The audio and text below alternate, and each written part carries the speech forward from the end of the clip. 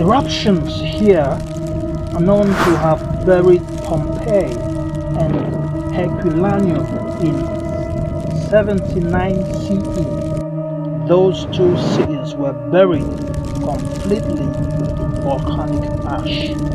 Now, located on the Bay of Naples, precisely in the southern Italy, eruptions here are regarded as the most fierce, the most dangerous, and would give you chills and shivers up your spine and make you even have a nightmare.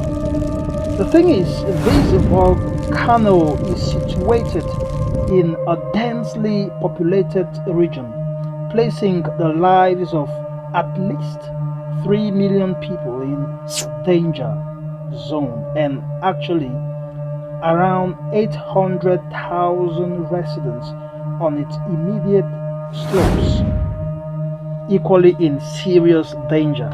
This makes emergent mass evacuation very difficult, meaning, well, the likelihood of several lives going down, if it occurs, is highly probable. But it hasn't erupted since 1944. The fact is, it is abnormally long a period for it to be compared to seismic historical average of such events happening.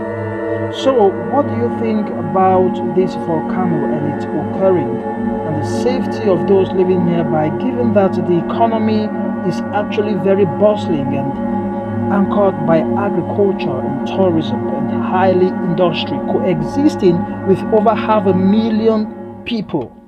I'd like to know your point of view.